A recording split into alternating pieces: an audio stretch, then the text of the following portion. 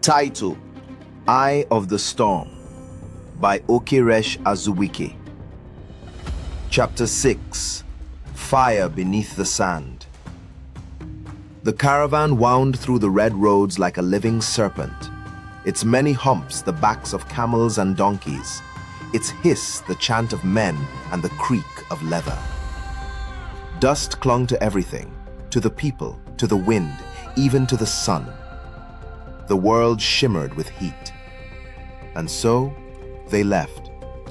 The familiar, dense greenery of the Igbo heartland slowly gave way to open woodlands, and then to the vast, sun-scorched expanse of the savannah. The air grew dry, filled with the scent of dust and acacia trees. Imezi and Kezi, accustomed to the closed canopy of the forest, felt exposed under the immense blue bowl of the sky. The caravan was a moving city, a symphony of clinking bells, grunting camels, and traders haggling in a dozen different tongues. It was here they met Seiko, an old Mande griot who traveled with the caravan as its historian and storyteller. Seiko's face was a roadmap of wrinkles, and his eyes held the light of 1,000 campfires. He took a liking to the two quiet, observant youths from the forest. At night, as they sat around the fire under a blanket of stars unlike any they had ever seen, Seiko would weave tales of great empires: Ghana, Mali, Songhai. "I see the journey in you," Seiko said one night, his voice a low rumble. "Not just this one from the forest to the desert. A longer journey. I have told stories of your kind before." Kezi leaned forward. "Our kind?" "The ones who walk the long path," Seiko said, poking the fire with a stick. "In every age, there are a few. They appear in the legends of my people, the Yoruba, the Akan. They are the constant witnesses. They are the ones who remember when the world forgets." Imezi felt a thrill of recognition. "Do they have a name?" Seiko shrugged. "Many names. The unaging, the spirit walkers, the children of two worlds. It is said they are born of a great covenant, a balance between the forces of creation and the forces of nothingness." He looked directly at them, the firelight dancing in his eyes. "It is said that when they come of age, they stop the sun in the sky of their lives. They do not age past their prime." Imezi and Kezi exchanged a glance. The idea was no longer a strange feeling or a dizzying dream. It was taking shape, given form by the words of this wise old man under the desert stars. They were not just learning about the world, they were learning about themselves. Imezi and Kezi walked beside Al-Haji Dogo, the caravan master, a tall man with a white beard that made him look older than the desert itself. He carried a curved sword at his side and a voice like gravel. "You two," he said, glancing down at them, "should be chasing chickens, not horizons." "Where are your mothers?" Imezi, trying to match his long strides, replied. "The world is our mother." The old man barked out a laugh. "Ha ha ha, a poet, eh? You'll find the world has a hard hand for her children." Kezi grinned. "We can handle a few spankings." The traders roared with laughter, and for a moment the harsh journey lightened. But the desert beyond Nsukka was no place for jokes. It was an expanse of gold and silence where mirages danced like restless spirits. At night, the sky opened wide, so wide that the stars looked close enough to touch.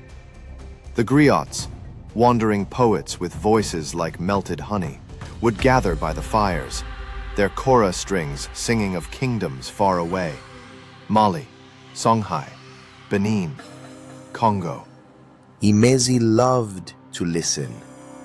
Their stories sounded like memory, not myth. One griot, Mama Kadiatu, noticed her quietness and said, "You listen with the ears of old souls. What are you seeking, child?" Imezi hesitated. "The place where the river begins." Mama Kadiatu smiled knowingly. "Then you must be ready to travel through yourself first. The river begins there." The journey turned perilous as they entered the territory of a minor, hostile chiefdom. A band of raiders seeking to plunder the wealthy caravan ambushed them at a narrow pass. Chaos erupted. The air filled with the screams of camels, the shouts of men, and the clash of steel. Imezi and Kezia, their training taking over, fought back to back. Imezi's light blade was a blur, deflecting attacks and finding gaps in her opponent's defenses. Kezia was an unmovable rock, his powerful strokes creating a space of safety around them. They were holding their own, a testament to their years of rigorous preparation. But battle is a chaotic master. A spearman, ignoring the larger guards, lunged at Imezi from her blind side. Kezia saw the movement a fraction of a second too late. He couldn't bring his sword around in time.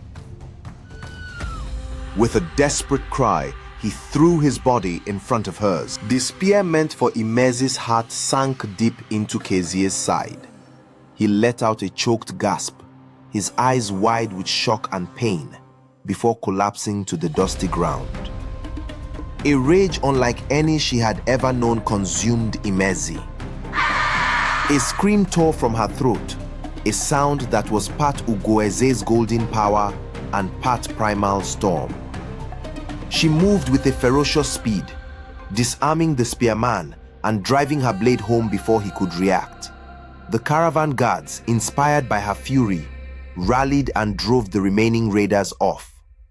Imezi fell to her knees beside Kezia. The wound was grievous. Blood soaked his tunic. His face was ashen. She pressed her hands against the wound, tears streaming down her face, whispering his name, calling him back from the brink. Seko was there moments later. He gently moved her hands away. He cleaned the wound, his old hands surprisingly steady. As he packed it with herbs and bound it tightly, he murmured, "The long path is never without cost, child."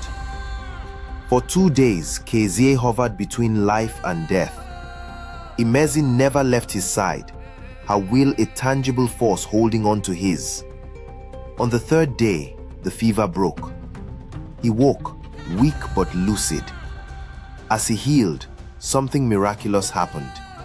The wound, which should have taken months to become a roped and angry scar, began to close with unnatural speed.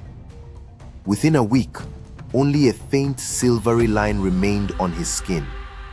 It was Seko who pointed it out to them one evening. "Look," he said softly, "the scar of a man, but the healing of something more." Imezi touched the smooth, faint mark on Kezia's side.